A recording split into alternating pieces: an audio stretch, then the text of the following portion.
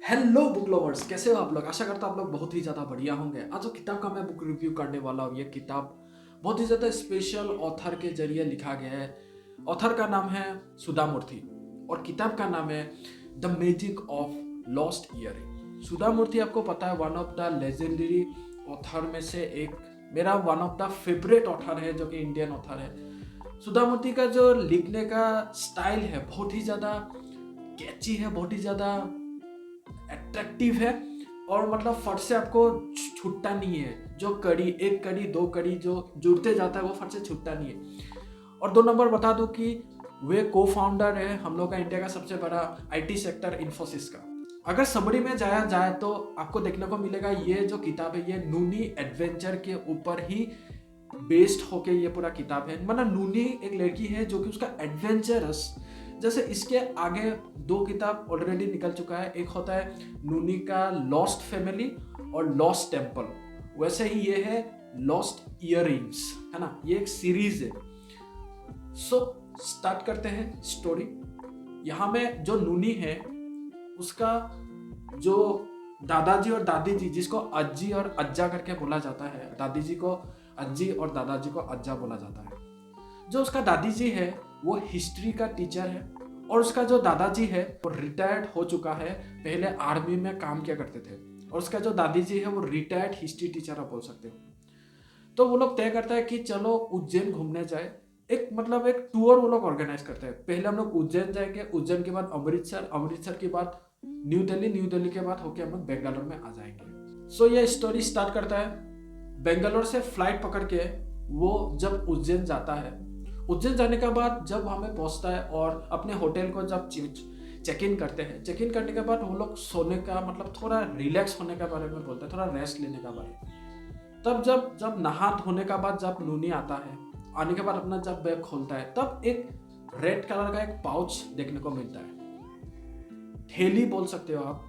वो जब वो थैली खोल के देखता है तो अपना एक ज्वेलरी होता है, सोने का ज्वेलरी, जो इयररिंग्स होता है ना सोने का है। और वहां में ना पीकॉक डिजाइन का होता है। और वहां में जो स्टोन है ना, स्टोन गड़ा गया है, ग्रीन कलर का स्टोन गड़ा गया है, ग्रीन एमराल्ड बोल सकते हैं। सो ये देख के नूनी शॉक हो जाता है, ये तो मैंने नहीं लाया था, ये मेरा भी नहीं है, मेरा बैग में कैसे आया। उसके बाद वो जाके अपने दादी जी को बताता है, फिर वो दादाजी को बताता है, फिर दादी जी बोलता है कि लास्ट तुमने ये बैग किसको दिया था। तो वह बोलता है कि प्लेन आने के कारण मैं वॉशरूम यूज़ करने के लिए गया था। तो वॉशरूम जब आप यूज़ करने जाते हो तो वहाँ में बैग रखने का एक सेक्शन होता है, तो वहाँ में मैंने रख दिया था। अज्जा भी था वहाँ में जो कि देख रहा था। तो जब मैं वॉशरूम करके आया निकल के, फिर वो बैग मैंने लेके आया, तब तो वो बैग तो जहाँ रखा था वहाँ में था, पता नहीं किसने रख दिया, ऐसा करके वो बोलता है। बट अजय और अजय डिस्कस कर रहे होते हैं। ऑन द अदर हैंड नूनी होता है, नूनी का असली नाम अनुष्का है, ठीक है। उसको प्यार से सब लोग नूनी करके बुलाता है और नूनी भी प्यारा नाम है ना। सो वो इयरिंग को देख रहा होता है, वो इयरिंग को इतना ज्यादा सुंदर होता है, वो फिदा हो जाता है उससे।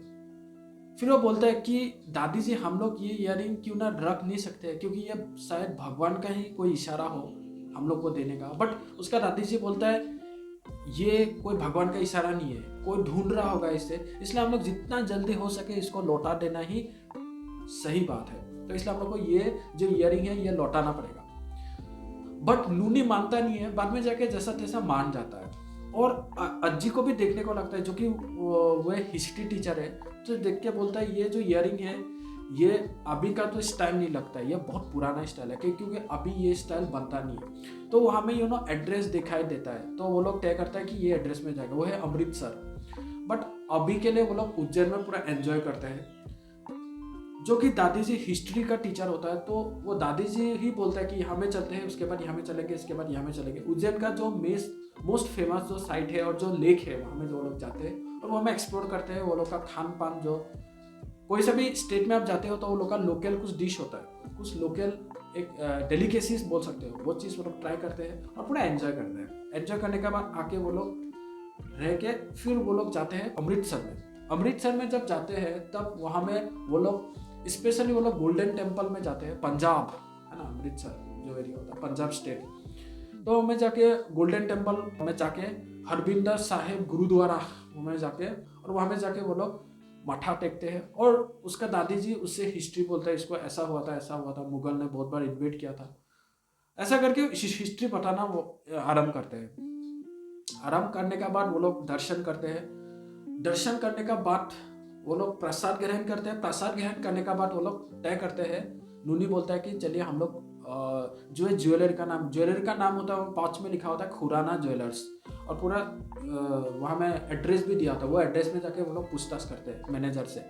तो मैनेजर सबसे पहले वो इयररिंग को देख के तो वो लोग मंत्रमुग्ध हो जाते हैं, क्योंकि ये इयररिंग वो लोग बायोडाटा में चेकआउट करते हैं, निकल के आता है ये तो 100 साल से भी पुराना है इसका, अगर तुम देखा जाता 100 ईयर्स ओल्ड। तो बोलता है ये तो अभी तो ये इयररिंग बनाना मुश्किल नहीं है, बहुत रेयर है, ये एक एंटिक पीस है, और एंटिक एक्ट के अनुसार 100 साल के पुराना जो भी चीज़ होता है वो एंटिक हो जाता है। तो ये चीज़ वो लोग को पता नहीं था। तो दादी जी बोलता हाँ ये तो ऐसा, और देखने में बहुत सुंदर था। तो मैनेजर बोलता है कि आपने जो सोचा कि ना ये इसका असली जो ओनर है उसको जाके लौटाते हैं, ये बहुत बड़ा बात है। ऐसा आदमी लोग नहीं मिलते हैं, तो वो लोग को चाय पानी खिलाते हैं। उसके बाद वो बोलता है कि ये जो कलेक्शन है हम लोग एंटिक पीस को, हम लोग का एक आदमी है उसको हम लोग देते हैं, उसका नाम होता है रतन राम प्रोफेसर, वही वो सब खरीदते हैं। तो वो बोलता है वो कहाँ मिलेगा, फिर उसका एड्रेस देते हैं। वो एक दस्तावेज होता है, वहाँ से निकल के उसका एड्रेस वो लोग को देता है। अभी वो नहीं है इस दुनिया में, बट जब वो था उस दुकान में जब काम करता था उसके बारे तब का ये कहानी है। तो एड्रेस निकल के वो लोग को देता है, वो लोग भी इंसिस्ट करते हैं, वो लोग एड्रेस निकल के वो लोग को दे देता है। एड्रेस निकल के फिर वहाँ में वो पहुँच जाता है, फिर वहाँ में खुजता है, बट वो जो एड्रेस देता है ना एकदम चेंज हो चुका होता है। वहाँ में मॉल खोल दिया होता है अमित राम के जरिए, अमित राम मॉल करके। तो हमें पूछताछ करता है, पूछताछ करने के बाद वो पता चलता है कि उसका जो दादाजी का नाम है ये, मतलब वो जो मॉल है वो पोता चला रहा है। तो पहले तो वो बोलता है एक काम कर, मतलब उसका जो पोता होता है वो अभी दुकान में नहीं है, तो वो रिसेप्शन लिस्ट के जरिए वो लोग बातचीत करते हैं फ़ोन में, और वो जो दादी जी होता है सब डिटेल बता देता है कि ऐसा हुआ वैसा हुआ। तो वो उसका पोता बोलता है एक काम करो, मेरा ऐसा सा है, बंगलों में आ जाओ। वो बुला के चाय पानी पीता है, फिर वो में बातचीत करता है। फिर वो लोग फिर से वो लोग जितना भी चीज़ें हैं, कैसा मिला, कहाँ मिला, बेंगलोर में मिला, ऐसा जो भी स्टोरी है वो बताते, और आपका एड्रेस भी कैसा मिला वो भी बताते। उसके बाद हाँ मेरा दादी जी हमें काम करता है, अभी मेरा दादाजी नहीं है, मृत्यु हो चुका है, और जो कि वे एंटिक कलेक्टर थे जिसका मूल्य भी बहुत ज़्यादा होंगे अभी। तो इसलिए ना चोर चकारी आके हम लोग के घर में अटैक कर देता है, 2-3 बार हो चुका है ऐसा। तो फैमिली सेफ्टी होना भी बहुत ज़्यादा जरूरी है ना। तो इसलिए हम लोग ने जितना भी ज्वेलरी है सब, दादाजी का जितना भी था एंटिक, वो सब हम लोग नेशनल म्यूजियम न्यू दिल्ली में डोनेट कर दिया है। फिर वो लोग वो लोग का एक डाटाबेस होता है, वहाँ में चेक भी करता है कि ये गोल्ड ईयरिंग कौन है। तो तब पता चलता है कि ये जो गोल्ड ईयरिंग है, ये जो वो लोग का दादाजी है उन्होंने दमन कोर से लिए थे। तो दमन कोर का पूरा एड्रेस हमें लिखा था, वो लोग जाता है और जो एड्रेस होता है वहाँ में जाके वो लोग उतरता है, फिर दमन कोर से मुलाकात करते हैं। फिर हमें चाय पानी, क्योंकि पंजाब में हॉस्पिटलिटी बहुत ही ज़्यादा मेन है। वहाँ में आप किसी घर में जाओ चाय पानी तो देगा ही देगा, आपको खाना भी दे देगा खाने के लिए वैसा।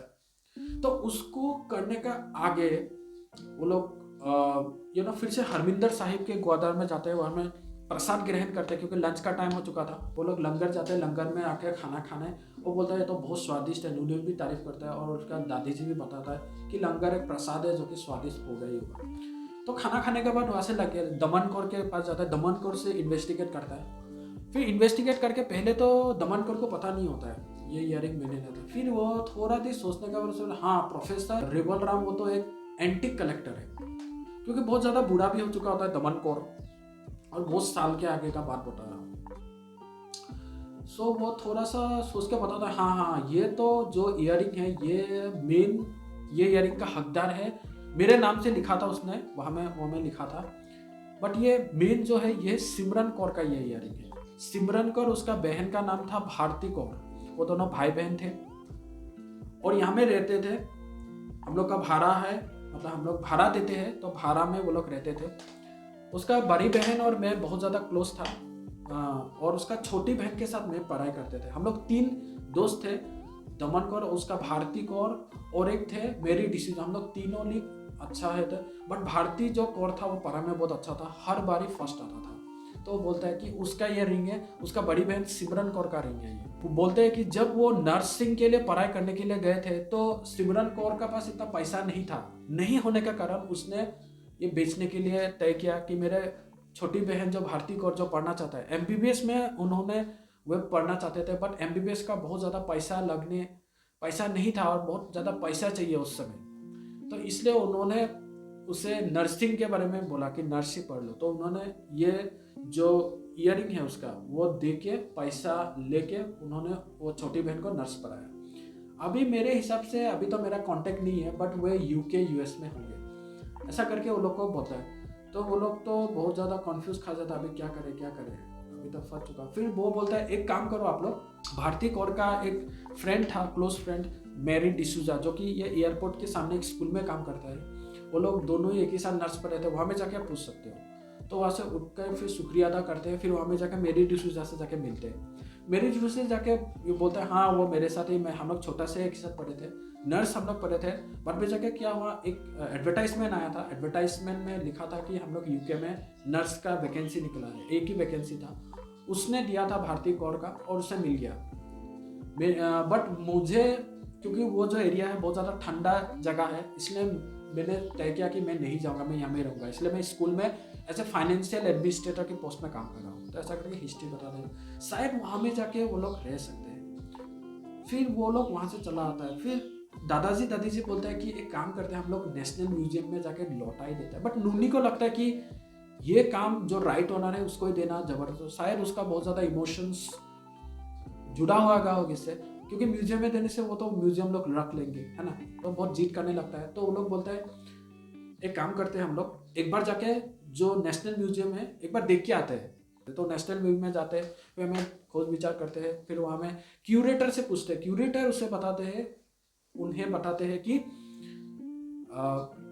जो इयरिंग्स है हम लोग का अभी तो यहाँ में नहीं है, हम लोग इसको एग्जीबिशंस के लिए भेजा हुआ है, और 2-3 हफ्ते के बाद वो लोग बताते हैं कि यहाँ में होगा, इसके बाद यहाँ में होगा, इसके बाद, ऐसा करके डेट्स उन लोग को बताते हैं। अभी से 3-4 हफ्ते के बाद ये जो इयरिंग्स होगा ये लंदन में आपको एग्जीबिशन कराया जाएगा। तो इससे वो लोग कैलकुलेटर लगाते हैं, क्योंकि अभी जो नूनी का परीक्षा भी आने वाला है, तो वो लोग कैलकुलेटर लगाते हैं। काम करते हैं वो लोग दादाजी कि परीक्षा देने के बाद हम लोग सभी तीनों मिलके लंदन जाएंगे और ये रिंग को जिसका है उसको हम लोग लौटा देंगे। तो नूनी भी मान जाता है, सेटिस्फाई हो जाता है, ठीक है कोई बात नहीं। फिर वो लोग फिर से अपने घर में आ जाता है। फिर एग्जाम देते हैं। उसका पिताजी जो कि शेखर है, उसका माताजी का नाम है उषा, नूनी का। तो वो लोग तैयारी करने आरम्भ कर देता है। उसका पिताजी बोलता है कि इतना ज़्यादा एक्सपेंसिव है, जाने का क्या। उसका मम्मी भी उससे बोलता है, बट नूनी कहाँ मानने वाला है, वो तो जो करना है वो तो करेंगे, है ना, क्योंकि ये फर्ज भी था, है ना, क्योंकि कोई अगर एरा रिंग नहीं था, 100 साल पुराना रिंग था, है ना। तो दादी जी बोलता है नहीं, इसका एग्जाम होने तो अच्छा से, उसके बाद हम लोग जाएंगे। फिर एक दिन क्या होता है, एग्जाम जब खत्म होता है वो लोग का कुछ कंपटीशन होता है जो कि लंदन में ही होता है। बाय द वे कोइंसिडेंस देखो, लंदन में होता है, बीएनबी करके एक संस्था होता है, वहाँ में होता है। वो एक कम्युनिटी वहाँ में कुछ ऑर्गेनाइज करते हैं। कुचिपुटी करके एक डांसिंग स्टाइल है, वहाँ में जाके वो लोग को परफॉर्म करना होता है। तो लोग ठीक है आराम से बैग सैग पैक करके वो लोग जाते हैं। वहाँ में ना रेखा करके एक पर्सनली से मुलाकात होता है, जो कि दादी का आप बोल सकते हो भतीजी, मतलब उसका दादा का मतलब अज्जा, जो दादाजी का भतीजी वहाँ में रह रहा होता है। मतलब वो भतीजे लोग को मामी मामा बोलेंगे, है ना। तो ठीक है, वो लोग के घर में जाके रुकता है। 2 हफ्ता का ये पूरा ट्रिप होता है। तो हमें जाके 4 दिन तो वो पूरा नृत्य करता है और अपना जो परफॉर्मेंस है वो देता है, और परफॉर्मेंस बहुत अच्छा होता है। सब लोग ताली बजाते हैं, कुचिपुटी स्टाइल होता है, ये कर्नाटका से आया है ओरिजिनल होकर, ठीक है। फिर वहाँ में वो लोग रेखा बोलता है कि यहाँ में जो हम लोग इंडियन कम्युनिटी है वो टेम्पल के माध्यम से कनेक्टेड है। तो टेम्पल का जो मेन जो होता है ना फाउंडर, डॉक्टर आनंद कुमार करके होता है। तो वहाँ से हम लोग पूछने से हम लोग को पता चल जाएगा कि ये फैमिली हमें रह रहा है या नहीं रह रहा है। फिर हमें जाके डांस जब खत्म हो जाता है वो लोग का प्रोग्राम्स, तब जाके फट से रेखा वो लोग से पूछताछ करते हैं। पूछताछ करने के बाद पता चलता है कि ये तो हम लोग का रिकॉर्ड में नहीं है, बट कौर मतलब पंजाब से है, तो पंजाब एसोसिएट से मैं पूछूंगा, पूछने के बाद अगर कुछ मिले तो आपको बताऊंगा। वहां से वो लोग फिर चला आता है। 2-3-4 दिन बीत चुका होता है। अभी धीरे धीरे नूनी का जो होप होता है, जो आशा होता है, ये भी गिर रहा होता है। शायद नहीं होगा, शायद ये जो अधूरा है, ये जो एडवेंचर है, ये यहाँ में समाप्त हो जाएगा। फट से तभी फोन आता है, बोलता है कि हम लोग को एक भाई बहन है, जिसका बड़ी बहन का नाम है सिमरन और भारती, छोटी बहन का नाम है भारती। वो लोग हम लोग कॉल किया और कल हम लोग मीटिंग शेड्यूल किया इतना इतना बजे। तो लोग बोलते हैं हाँ ठीक है, हम लोग कल पहुंच जाएंगे। सब लोग जुट होके वो लोग जाते हैं, दादाजी दादी जी और नूनी हमें जाते हैं, रेखा वो लोग को छोड़ने आते हैं और अपने काम में चला जाता है वे। फिर हमें जब वो लोग जाते हैं तो दूर से देखता है कि 2 बहनें हैं और एक लड़का है और एक लड़की, मतलब टोटल 4 मेंबर वहाँ में बैठा हुआ है सोफा में। वो लोग जाते हैं, मुलाकात करते हैं, फिर लोग पूछताछ करते हैं। पूछताछ करने के बाद बोलते हैं कि आपका कोई ऐसा वैल्यूबल चीज़ गुम गया है क्या, जो कि बेंगलोर में। तो इससे फट से सिमरन को मतलब शॉक हो जाता है और आंखों से आंसू निकलना आरंभ कर देते हैं। तो वो बहुत ज़्यादा इमोशनल हो जाता है। फिर वो जेनाब का नाम लेते हैं। फिर अभी तक जो सिमरन है ना, उसका शादी नहीं हो चुका है, वो एक टीचर कर रहे हैं, रिटायर्ड हो चुके हैं। उसका जो छोटी बहन है वो नर्स का काम कर रहे हैं। छोटी बहन जो कि भारती कौर है, वो शादी कर चुका है। उसका एक बेटा है, बड़ा बेटा का नाम है गोविंद और एक बेटी है जिसका नाम है बबली। बबली को अभी उसका 18 साल छूने वाला है, इसलिए वो इयरिंग देने के लिए वो कर रहे थे। बट वहां से जब वो आ रहे थे, क्योंकि जो सिमरन का अभी क्या चल रहा था, जो रीयूनियन जो मीटिंग होता है वो था, सबसे जितना भी क्लोज फ्रेंड्स है सब रीयूनियन है कि लास्ट बार वो जब आ रहे थे, तो बाय मिस्टेकली उसका सिमरन को ऐसा अकेला नहीं भेज सकते। थोड़ा मैं बता दे रहा हूँ, जो गोविंद है वो एक फार्मासिस्ट है, ठीक है, और जो बबली है वो भी एक अच्छा पढ़ाई कर रहा है, वो ठीक है, अभी काम नहीं कर रहा है। और जो उसका जो मम्मी है वो एक बोल सकते हो नर्स का काम कर रहा है अभी उसके लिए टिकट जब करते हैं, तब एक उसके सामने सीमा करके एक लड़की को भेजता है, जो कि केयर टेकर आप बोल सकते हैं। जब सिमरन और जो केयर टेकर जब वहां में रियूनियन करके जब आ रहे थे, तब एयरपोर्ट में उसे रखने के लिए दिया था। बट उसका जो बैग था वो लोग का और जो नूनी का बैग था देखने के लिए सेम था, मतलब देखने के लिए मतलब एग्जैक्ट था मतलब। तो बाय मिस्टेकली उसका जो केयर टेकर है, वो उसका जो पाउच है उसका बैग में घुसाना चाहिए था अपना बैग में, बट वो नूनी का बैग में खोल के हमें डाल दिया और इतना फिक्र नहीं किया। बाद में जाके जब वो लैंड करके जब उसे पूछताछ किए, तब उसे पता चला कि तो इयररिंग तो बैग में है नहीं। बट सीमा ये देखे शॉक हो गई, क्योंकि आज तक जो सिमरन कौर है बहुत ज़्यादा चिल टाइप का बंदी है, मतलब औरत बोल सकते हो आप। बट पहली बार बहुत ज़्यादा मतलब फर्स्ट्रेट हो गया, क्योंकि 100 साल पुराना था। बाद में जाके पता चला जो ग्रीन कलर का इयरिंग है, वो मैं अभी बताना चाहता हूँ कि वो ग्रीन कलर का इयरिंग महाराणा रंजीत प्रताप, मतलब फ्रीडम, मतलब हम लोग का इंडिपेंडेंस देने के आगे उसका, जब वो नृत्य करने गए थे वहां में वो लोग का महल में, तब महाराजा रंजीत सिंह ने वो लोग को, मतलब पहले दिन का राजा का बहुत ज्यादा पैसा होता था, है ना, बड़ा बहुत जो जमीन होता है ऐसा ही दे देता था। तो वो लोग को वो इयरिंग रेड कलर का जो एक इयरिंग होता है, जो रेड स्टोन इयरिंग, वो सिमरन कौर को दिए थे। और जेनाब जो कि वो लोग का पड़ोस में ही काम करते थे, वो दोनों मतलब एक ही साथ छोटे से ही बेस्ट फ्रेंड थे, तो उसको ग्रीन कलर का जो झुमका दिए थे, है ना। और क्या हुआ था, इंडिपेंडेंस हो जब मतलब हम लोग को मिलने वाला था, जब 1947 में जब देश अलग कर दिया गया था, इंडिया और पाकिस्तान दोनों अलग अलग देश जब बना दिए गए थे, तब हम लोग को पता है कि जितना भी सिख धर्म था वो हिंदू के साइड थे, और एक था मुस्लिम, और जेना मुस्लिम था, तो वो उस तरफ चला गया, पाकिस्तान में रह गया। और जो सिमरन कौर का असली जो घर था वो पाकिस्तान में ही था।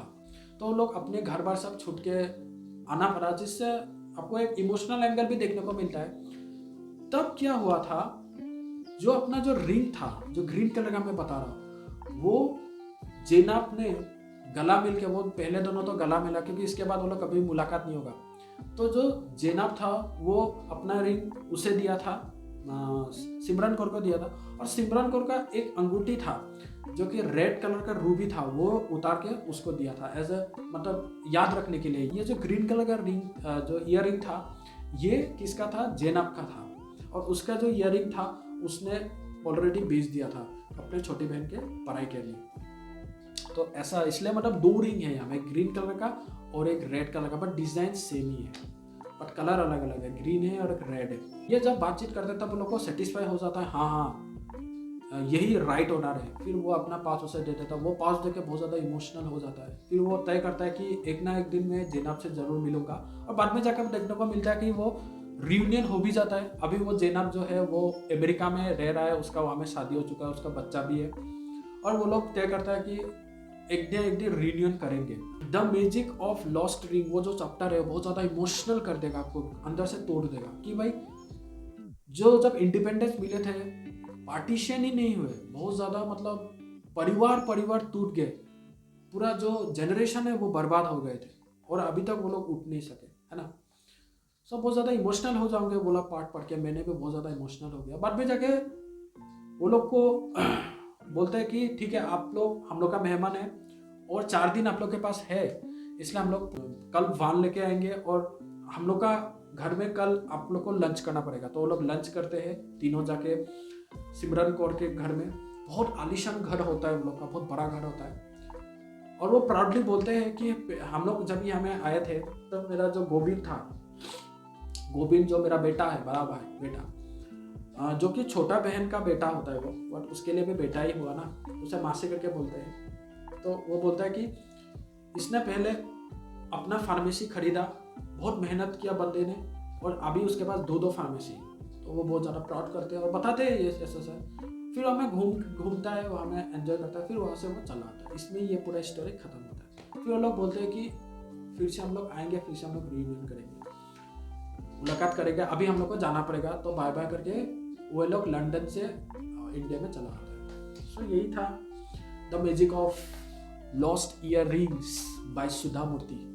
मज़ा आया ये किताब को रिव्यू करके, मुझे लिटरली मुझे जब मैं ये किताब जब मैंने ख़त्म किया तो मेरा गूज़बम्प चला है, मेरे को बहुत ज़्यादा इमोशनल, बहुत ज़्यादा मेरा क्या बोलो यार, आंखों से आंसू भी निकल आया था क्योंकि बहुत ज़्यादा इमोशनल है। पहले जो स्टोरी आपको देखने को मिलेगा बहुत ज़्यादा एडवेंचरस देखने को मिलेगा, और लास्ट में जो the magic of lost earring वाला जो चैप्टर है बहुत ज़्यादा इमोशनल है, बहुत आपको रोना टाइप आ जाएगा, आपका आँख मतलब आंसू से भर जाएगा, वैसा हो जाएगा।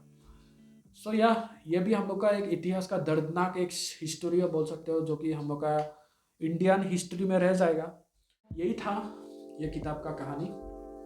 वोकेबुलरी सेक्शन में जाए तो बहुत ज़्यादा इजी है, कौन पढ़ सकता है, सभी लोग पढ़ सकते हैं क्योंकि ये चिल्ड्रेन किताब है, मतलब इसका जॉनरा होता है ये चिल्ड्रेन लोग के लिए, ठीक है। पेजेस के बताए तो 176 पेजेस का ये पूरा किताब। एंड बस इतना ही था ये किताब के बारे में। प्लीज़ अभी तक अगर कोई मेरा वीडियो देख रहा है तो प्लीज़ लाइक कमेंट सब्सक्राइब करना ना भूलेगा।